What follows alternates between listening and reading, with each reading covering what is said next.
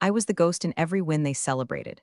You know that weird, hollow feeling when you hear your own name praised in a press release, but it's sandwiched between buzzwords like cross-functional excellence and technical support from the data team? That was me, Amanda Garner. Lead architect behind Dovian Metrics' entire predictive analytics platform, the thing that helped land us two major PE deals and get our logo slapped next to names like Broadspire and Haven Capital on investor decks. And yet somehow, when Dale, our smarmy, beady-eyed CEO with veneers so white they should have come with a warning label, toasted to team effort, my glass was never even clinked. Don't get me wrong, I wasn't bitter. Not at first. For years, I played the role, head down, workhorse. I'd take Dale's vague vision scribbles, usually delivered over lukewarm conference room coffee and breath that smelled like stress and sugar-free gum, and translate them into actual architecture that made sense to investors. The board thought our Vision Sync forecast engine was AI-powered magic. In reality, it was me, 3 whiteboards, and 6 months of sleep-deprived logic building on weekends while Dale networked in Aspen. But I didn't care. I loved the work. Watching numbers unfold into patterns, watching those patterns predict behaviors, it was like a living language only I spoke. And speaking it well had bought the company enough credibility to secure not just funding, but buzz. That intoxicating kind of buzz that gets executives thinking IPO and tech journalists sniffing around for exclusives. That buzz I built. So, imagine my surprise when I opened my calendar and saw nothing. No invite to the company-wide 5-year strategy offsite at the Prescott estate. No prep decks. No mentions. I thought it was a mistake, maybe my calendar didn't sync, so I knocked gently on Dale's door. He looked up from his standing desk treadmill like I'd interrupted open-heart surgery. "Oh, Amanda. Yeah, no, don't worry about the offsite, it's just a small meeting, mostly vision stuff." He actually said that, just a small meeting. Like the future of the company wasn't partially balanced on the exact algorithms I wrote to get us here. I nodded, tight smile, and backed out of the room before I said something nuclear. I'd been patient. For years, I let the sales team take credit for my projections. I let product leads slap their names on tech white papers I ghost wrote. Hell, I even rewrote Dale's speaking notes the night before he was due to pitch at that European investor forum last fall. He butchered them anyway, then forgot to thank me. But now, standing in the break room staring into a burnt pot of decaf like it held the secrets of the universe, it finally hit me. I wasn't in the room because they didn't want me in the room. I wasn't a liability, I was a buffer. Someone they could parade out when they needed credibility, but hide away when the real money started talking. And you know what? That stung. Not like a slap, more like a slow burn. Like realizing the applause had always been for the puppet, not the hands pulling the strings. By the way, before we go further, if you're one of the 90% of folks listening without hitting that little subscribe button, maybe give it a tap, or a like if you're feeling generous. It's free and honestly, it helps this team more than Dale helped me, which is saying a lot. Anyway, back to the silence. That day I went home early, told the team I was finishing a model iteration, which was half true. The other half of the truth, I sat in my apartment, opened a bottle of Pinot I'd been saving since my last promotion that never happened, and stared at the ceiling. It wasn't just about the meeting.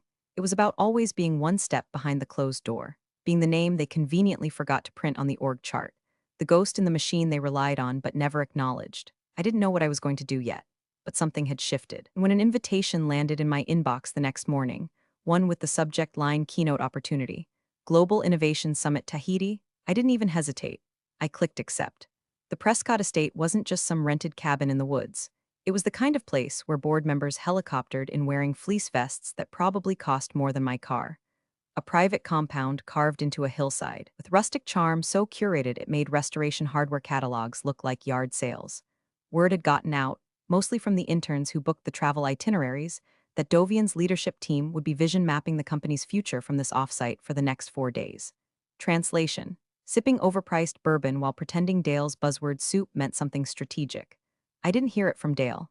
I heard it from Jenna in finance, who accidentally CC'd me on an email about carpooling from the airport. I stared at my screen for a full minute, rereading the words board retreat agenda like I'd uncovered a dirty secret. Which I guess I had. I wasn't on the agenda. I wasn't even in the room. Now, normally, I'm not the type to storm into an office demanding explanations, but something about this felt surgical. Like they'd cut me out on purpose, made the decision in whispers, rehearsed it behind doors I helped install. I gave Dale the benefit of the doubt. Maybe it was an oversight. Maybe they were keeping it lean this year, focusing just on core executives, so I knocked again. He didn't even pause his typing. "Oh, Amanda. Yeah, no, don't worry about the offsite. It's just a small meeting, mostly vision stuff." That phrase again, just a small meeting. I don't know why that one dug under my ribs like it did. Maybe because I'd heard it before. Maybe because every time I asked for a seat at the table, Dale handed me a fold-out chair and a coloring book. You're not presenting any of the Q4 projections? I asked, careful to sound casual, like I wasn't calculating how many hours I'd spent building the models they were about to showcase without me. He shrugged. We'll summarize them. Don't worry, your work speaks for itself. That was supposed to be a compliment. Felt like an obituary. I stood there in my pressed blazer and smart shoes, the uniform of someone who's played the game right, and realized, finally, brutally, that I was never going to be invited inside. I wasn't a threat. I wasn't even a person to them. I was a function. A lever they pulled when numbers needed to dance. You sure you don't want me to prep a visual for the investor outlook section? I tried one more time, more out of habit than hope. Dale looked at me like I'd offered to sing karaoke at a funeral. No need. We'll keep it high level, of course. Heaven forbid we drag facts into a vision meeting. I walked out before the heat behind my eyes turned into something visible. Sat at my desk, opened the latest NetSyn intake report, and tried to pretend it didn't feel like being told, once again, that I was a spare part in a machine I designed. That night, I microwaved leftover pad thai and opened the invite to the Tahiti summit again. Reread the attendee list. Joram Lee, CEO of NetSyn Global. I froze. NetSyn was the rumored crown jewel in Dovian's Q1 expansion pathway. We weren't supposed to know that, of course. It hadn't been formally disclosed. But let's just say when you build the analytics engine that feeds the acquisition models, you learn a few things. NetSyn wasn't just any AI company. They were lean, private, and increasingly attractive to global equity firms. They also weren't cheap, which meant any acquisition needed exclusivity and airtight planning. Planning I was supposed to help lead, but now? If Joram saw me at a rival summit, shaking hands and talking architecture, what exactly would that look like? The thought sent a jolt through me. Not adrenaline, not fear, permission. Permission to stop waiting for the invitation and start writing my own. So I booked the flight. Window seat, direct. No checked bags, I wouldn't be missed, but I would be seen. The invitation had been sitting in my inbox for a week, like a stray $100 bill wedged under the couch cushion. Subject line, invitation to speak Global Innovation Summit, Tahiti 2025. Honestly, I'd almost deleted it. I get those things sometimes. Conferences looking for someone to fill a slot on a Thursday panel, usually wedged between a blockchain guy and a biotech startup that's trying to 3D print livers out of algae. Most of the time, I ignore them. This one, though, something made me scroll past the boilerplate and dig deeper. Keynote speakers, attendee list, sponsors, and then I saw it, Joram Lee, CEO, NetSyn Global. I stared at the name like it had grown teeth. The same NetSyn that was quietly tagged in our internal planning dashboards as Project Horizon. The same NetSyn whose growth trajectory I'd been modeling for the last 5 months. Whose tech stack I knew better than I knew the back of my own hand. Dale hadn't said a word, not to me, not to anyone outside the board, but it was obvious. Dovian was circling them. They were our next move. And now, Joram was going to be in Tahiti, at the same conference I'd just been asked to attend. Not just attend, speak at, on the main stage. I clicked the invite again. My session, Thursday morning, 11 a.m. Topic, transparent systems and predictive modeling. Hilarious, right? The one thing my own company couldn't manage, transparency, and now I was being flown across the world to talk about it. I sat back in my chair and let the silence of my apartment stretch out. It was midnight, rain ticking against the windows. My inbox was full of words from people who used my models but never remembered who built them. And this was an open door. I didn't tell anyone at work, not HR, not my team, not even the receptionist who usually flagged travel notices for the internal calendar. I booked the flight on points, used personal time, blocked my calendar with out-of-office family obligation. That part wasn't a lie. I was finally showing up for me. Packing was weirdly emotional. I tossed my old work laptop in a sleeve just in case I needed a demo, then stopped myself. This wasn't a Dovian trip. This wasn't Dale's show. This was mine. I left the laptop on the kitchen counter and packed sunscreen instead. The flight to Papeete was long enough to uncoil all the tension that had been wired into my spine for the last 3 years. Somewhere over the Pacific, between 2 bad movies and 1 glass of mediocre Chardonnay, I started to feel something. Not peace exactly, more like permission. I wasn't defecting. I wasn't sabotaging. I was just breathing again, for the first time in months. The resort was surreal. Palm trees, infinity pools, every shade of blue you can imagine and some you can't. The kind of place that made you question why you ever chose fluorescent lighting and quarterly ockers. And the people, electric. Founders, CTO, ethics professors. A woman from Nairobi who designed a machine learning model that predicted crop failure 6 weeks ahead of time. A man from Oslo who'd built AI systems for neonatal care. And then, on day 2, I saw him. Joram Lee. He looked exactly how you'd expect a CEO to look when he wasn't trying to impress shareholders. Cargo shorts, sandals, and a laugh that echoed like it had nothing to prove. He was talking to someone from the Singapore delegation when his eyes caught mine. I nodded. He nodded back, polite, distant, good, let him wonder. The next day I gave my talk. I stood barefoot on a stage overlooking the ocean and walked through 3 case studies, 2 sanitized Dovian projects, 1 external consulting gig I'd done last spring. I talked about visibility, accountability, building systems that include the architects, not just the decorators. The applause was warm, real. I could tell because no one was checking their phones. And afterward, Joram approached me. "Garner, right?" he said, smiling. "From Dovian, that's me. I've read some of your work, didn't realize you'd be here." "Neither did my boss," I said, smiling back. We shook hands, and that moment, that single click of flesh and intent, was when everything changed. Later, as the sun set, I posted a photo. Just one me, Joram. A ticky drink in my hand. His name badge barely visible in the frame. Caption: always learning, always building. Visibility matters, no hashtags, no agenda. But I knew exactly what I'd done. And so would everyone else by morning. There's a certain type of silence that comes after you step off a stage, the kind where your heart's still beating against your ribs, but the world hasn't decided yet whether to applaud or forget. That's where I was. Barefoot on a teakwood platform in front of 100 strangers, holding the last word of my talk in the air like an uncashed check. Transparency isn't a feature, I'd said, it's a promise. When you keep with your people or break behind closed doors, pause. And then the applause started, not the scattered, obligatory kind. This was full-bodied, honest. I let it hit me like a wave. No Dale whispering in my earpiece, no sales exec standing beside me to reframe my logic in digestible sound bites. Just me and my words, and a clear blue horizon at my back. I stepped down, and for the first time in years, I didn't feel like a borrowed tool. They surrounded me after. A woman from Tokyo who ran compliance for a fintech startup said my presentation was like therapy. A PhD from Stanford asked if I'd ever thought about publishing. But it wasn't until the crowd thinned that I saw him again. Joram Lee, standing at the edge of the veranda, drink in hand, half smiling like he'd been waiting for the rest of the world to shut up. He approached slow, casual, curious. The kind of approach you only make when you're not afraid of the answer. "You're Amanda Garner," he said. Not a question, more like confirmation. "I am," I replied, "and you're Joram." He nodded. "I read your architecture breakdown from last spring, the one buried inside the Dovian patent filing." I blinked. "That wasn't meant for public," he shrugged. "It was public enough if you knew where to look." For a second, I didn't know whether to laugh or call legal. But then I saw it, real recognition, not flattery, not networking, respect. "You've done some interesting work," he added, sipping his drink. "Smart, efficient, not like most of what I see from firms your size." I tilted my head. "You mean bloated and over-engineered?" "Exactly," he grinned. "They all scream innovation. But you're the first one I've seen who built something that actually predicts more than it justifies. That's rare." We talked for 15 minutes, then 30. And somewhere between the fourth anecdote about bad data hygiene and his quiet confession that he preferred engineers over executives, I realized something. Joram didn't see me as a proxy for Dale's empire. He saw me. We didn't discuss the acquisition. Not directly. When I mentioned some of the challenges of keeping teams aligned without visibility into strategic decisions, he didn't blink. "Let me guess," he said. "Your CEO says it's above your pay grade?" Something like that. And yet, he said, "You're the one who built the thing that got them here." That one stuck. Later that evening, just before dinner, I stood by the infinity pool and let the light hit just right. Joram joined me for a drink, and someone nearby offered to take a photo. I didn't say no, we both smiled. Casual, like it was nothing. The ocean behind us looked like something from a screensaver, turquoise fading into gold, palm trees waving like backup dancers. I posted it that night. No dramatic captions, just a short line, "always learning, always building, visibility matters," but in the photo, just barely just enough, was Joram's name badge. Netsin Global, crisp, visible, unmistakable. I didn't tag him. I didn't mention the company. But anyone paying attention, anyone from Dovian, would feel the earth shift the second they saw it. This wasn't petty. This wasn't revenge. This was clarity. Because for the first time in 5 years, I wasn't watching the board play chess from behind the curtain. I'd walked onto the board, and now they'd have to deal with it. Dovian's internal Slack caught fire around 3:17 a.m. Pacific time.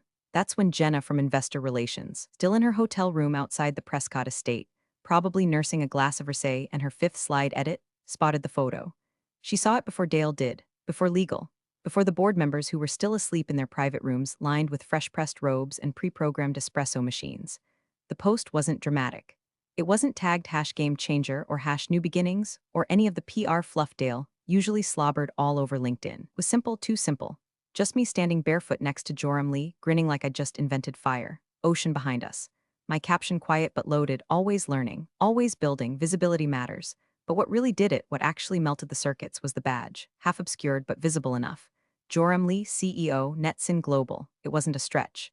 Anyone at Dovian who had even skimmed our upcoming strategy deck, who had even heard Dale whisper about next-gen synergy or quiet acquisition plays, would recognize the name.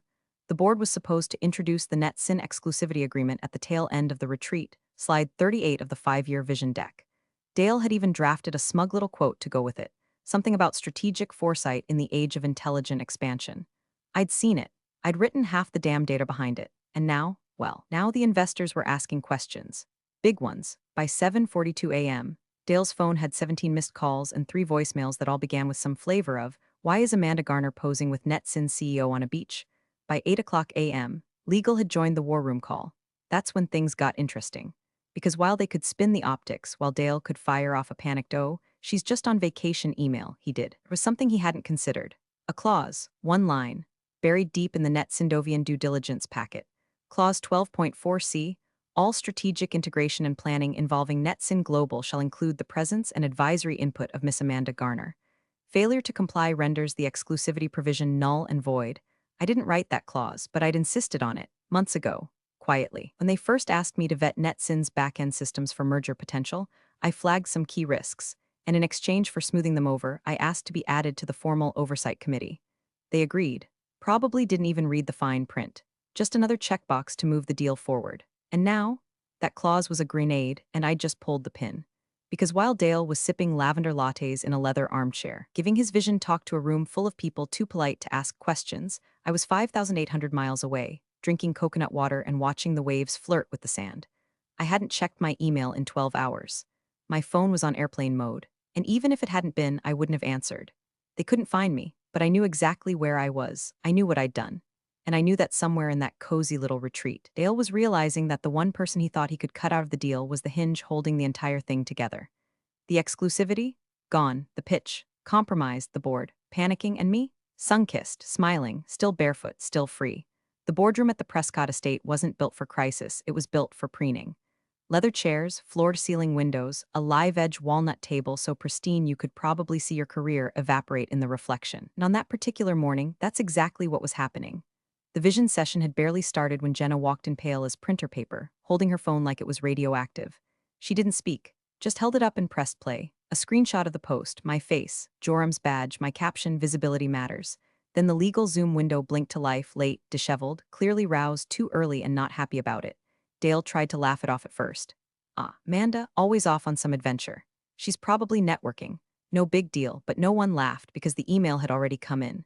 Sent at 6:23 a.m. Eastern, marked high priority. From Elise Harlow, General Counsel NetSyn Global. Subject, breach of engagement clause. Body, to whom it may concern, we were approached under the assumption that Miss Amanda Garner would be a direct participant in all integration planning, stipulated in Clause 12.4c of the Preliminary Due Diligence Agreement. Her absence from all strategic sessions constitutes a breach. Effective immediately, NetSyn withdraws from exclusivity negotiations. We are reopening discussions with other potential partners. There it was, the polite legal version of a bullet to the skull. The room imploded, board members talking over each other. One shouting into their phone, another muttering, "How did we miss this?" While flipping through the appendix of the due diligence folder like it could somehow unwrite the clause. CFO started calculating loss exposure under his breath. One of the newer board members, who had just started sipping his mimosa, set it down like it had turned to acid. Dale, he looked like a man who just realized the pool was empty after jumping off the roof. "This is a misunderstanding," he barked. "Amanda's not even part of leadership. This clause wasn't meant to." Legal cut him off. "Dale, the clause is binding, you signed it, she has signer status. We confirmed it 3 minutes ago." He turned beet red, then ghost white. "Call her," someone said. "We've tried," Jenna replied. "Phone's off. Email bounce-back says she's OOO until Monday." "Get her on a plane," the CFO growled. Jenna just shook her head. "She's not answering. And even if she did, it's too late. NetSyn's already circulated the withdrawal to their board. It's over." The room went silent. Back in Tahiti, I was halfway through a second drink. Something fruity with a flower I couldn't pronounce and a paper umbrella that kept flipping in the breeze. I was reclining on a shaded lounge chair, legs crossed, sunglasses on, watching the ocean smear the edge of the sky like it couldn't be bothered to draw a line between sea and heaven. My phone buzzed once, then again and again.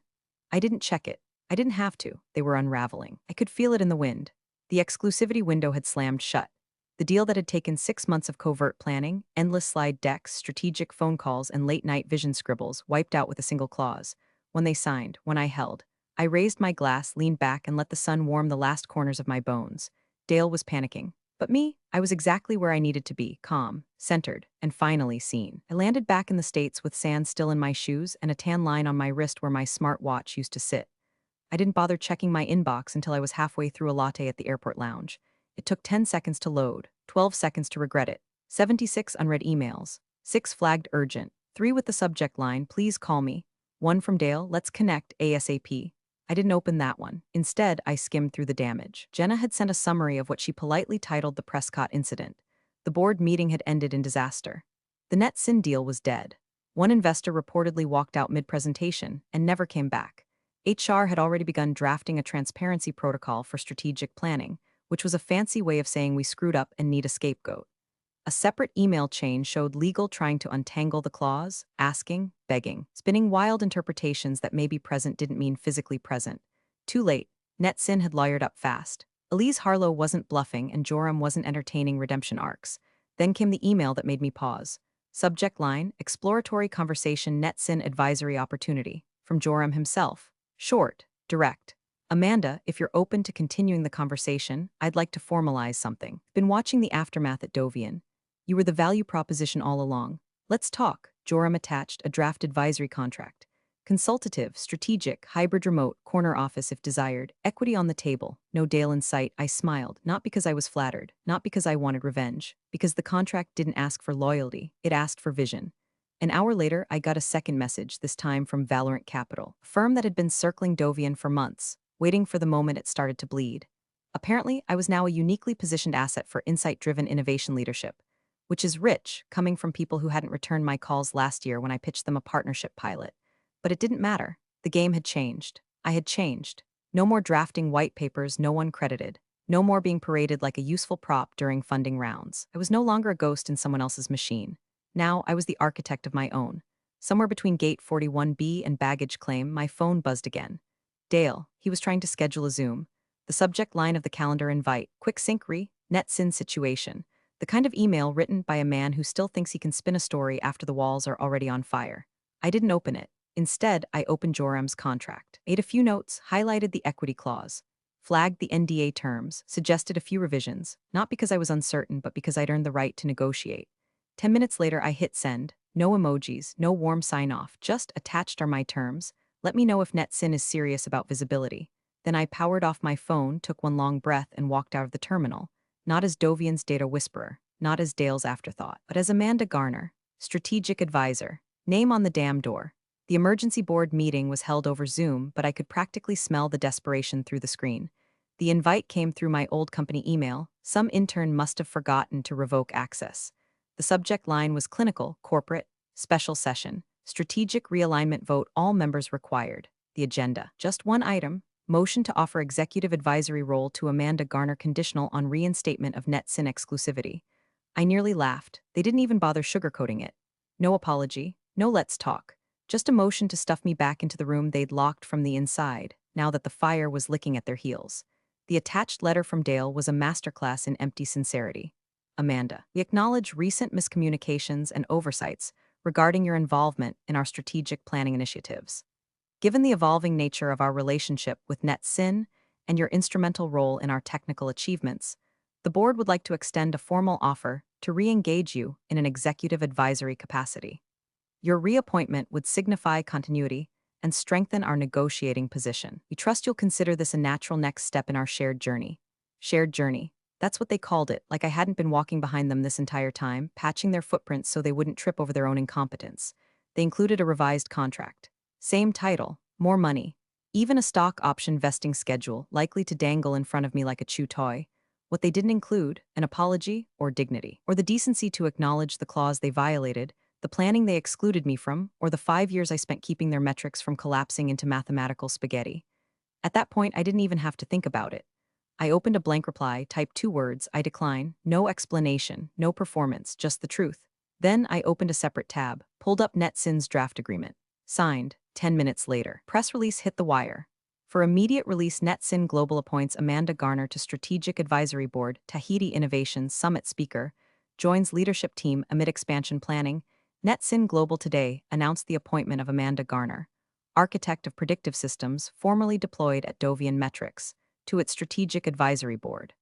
Garner will advise on systems visibility, ethical forecasting, scalable infrastructure as NetSyn accelerates global integration efforts.